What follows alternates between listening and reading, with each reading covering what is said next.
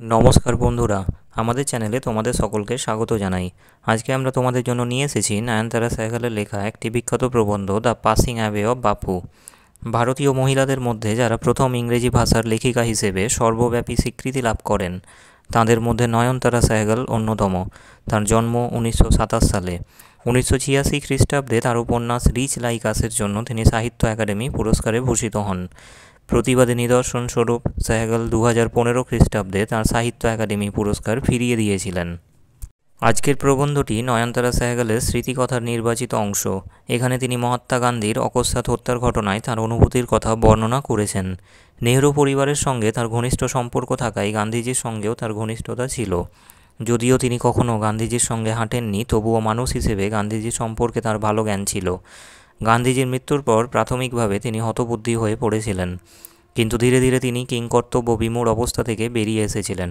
আজকের প্রবন্ধই আমরা জেনে নেব নয়নতারা সেহগালের অনুভূতির কথাই। তাহলে আর দেরি না করে চলো শুনে নিই আমরা আজকের আমাদের প্রবন্ধটি। 1948 খ্রিস্টাব্দে 30 জানুয়ারি সন্ধ্যাবেলায় আমি যখন বাড়িতে চা খাচ্ছিলাম তখন একটি জরুরি ফোন করে আমাকে বিড়লা হাউসে ডাকা হলো। খবর পেলাম এক প্রার্থনা সভায় যাওয়ার পথে গান্ধীজিকে গুলি করা হয়েছে। যাবার জন্য যখন গাড়িতে উঠছি তখন শোকে দুঃখে আমি অসাড় হয়ে গিয়েছি। বিড়লা হাউসে তখন গান্ধীজিকে ঘিরে রয়েছেন তার অনুগামী ও আত্মীয় পরিজনেরা। সারা ঘর নিস্তব্ধ হয়ে রইল যখন গান্ধীজি শেষ নিঃশ্বাস ত্যাগ করলেন। বাতাসে উজ্জীবিত অগ্নিশিখার মতো বাপুজির মৃত্যুর খবর সারা দিল্লিব্যাপী ছড়িয়ে পড়ল। শোকাহত বহু পুরুষ ও মহিলা বিড়লা হাউসের চারিদিকে জড়ো হলেন।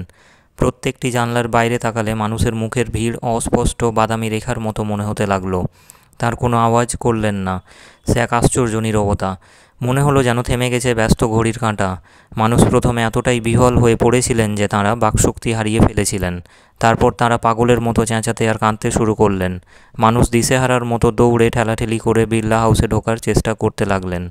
অবশেষে যখন ঘোষণা করা হলো যে শেষকৃত্যের আগে তারা গান্ধীজিকে দেখতে পাবেন, তখন তারা শান্ত হয়ে গেলেন। যখন কারো প্রিয়জনের মৃত্যু হয় তখন সে অসহায়ভাবে বিলাপ করে বলে, আমাকে ফেলে তিনি চলে গেলেন, এখন আমার কি হবে। শোকাহত মানুষের মনেও নিশ্চিতভাবে এই প্রশ্নই সর্বাগ্রে জেগে উঠেছিল। তাদেরকে দেখে মনে হচ্ছিল হারিয়ে যাওয়া শিশুর মতো। আমরা যখন বসে আছি স্তম্ভিত হয়ে, তখনও যেন বিশ্বাস করতে পারছি না। আমাদের অনেকের মনেও তখন ছিল এই একই প্রশ্ন। আমরা শুনতে পেলাম ভারতীয় জনগণের উদ্দেশ্যে বেতারে ঘোষণা করা হলো যে গান্ধীজি আর বেঁচে নেই। গান্ধীজির শেষকৃত্য নির্ধারিত হলো তার মৃত্যুর পরের দিন। যে রাস্তা দিয়ে গান্ধীজির মরদেহ নিয়ে যাত্রা করা হবে তার পাশে কয়েক ঘন্টা আগে থেকেই মানুষ এসে ভিড় করতে লাগলো। শ্রীমতী নাইডুর কন্যা পদ্মশ্রী সকলের পক্ষ থেকে বললেন, আমরা হেঁটে যাব। এই শেষবার আমরা বাপুর সাথে হাঁটবার সুযোগ পাব। সেই ছিল এক মর্মান্তিক শোকযাত্রা। হাজার হাজার মানুষ নীরবে হাঁটছিলেন এই শোকযাত্রায়।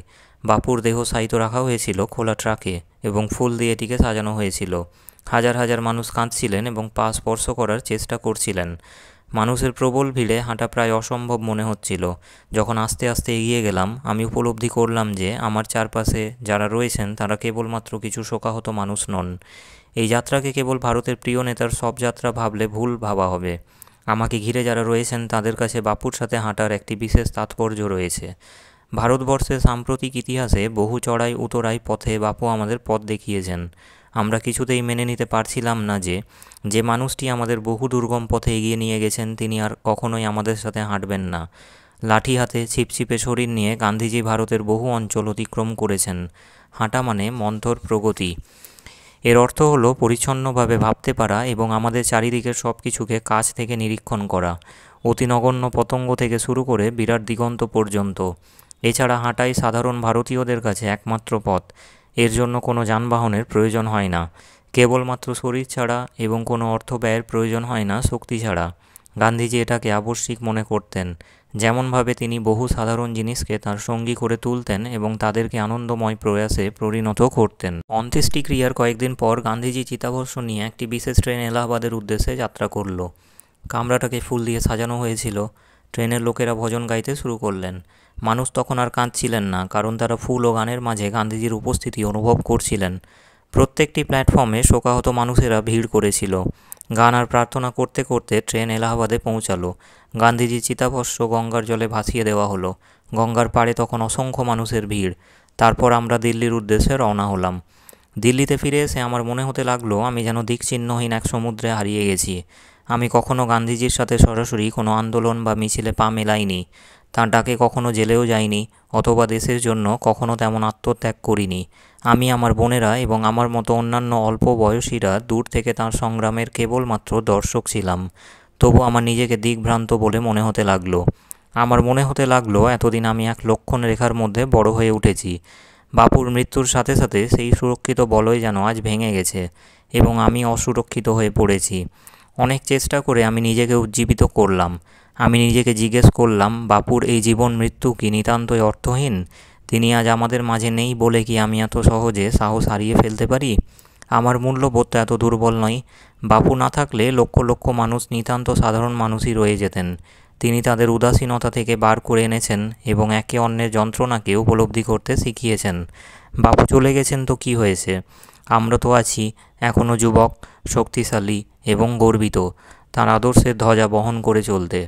বাপু মারা গেছেন, কিন্তু তার ভারতবর্ষ নিশ্চয়ই বেঁচে থাকবে তার সন্তান বা উত্তরসূরিদের মধ্য দিয়ে। নয়নতারা সেহগালের প্রবন্ধটি এখানেই শেষ হয়ে যায়। তাহলে আজকের ভিডিওয় আমরা শুনলাম নয়নতারা সেহগালের লেখা আত্মজীবনীমূলক প্রবন্ধ দ্য পাসিং অ্যাওয়ে অফ বাপু, যেখানে লেখিকা তার ব্যক্তিগত অনুভূতির কথা ব্যক্ত করেছেন মহাত্মা গান্ধীর মৃত্যুর পরবর্তী সময়ে। যদি ভিডিওটি তোমাদের ভালো লেগে থাকে তাহলে ভিডিওটিকে লাইক, শেয়ার ও চ্যানেলটিকে সাবস্ক্রাইব করতে ভুলবে না। জুড়ে থাকার জন্য তোমাদের সকলকে ধন্যবাদ।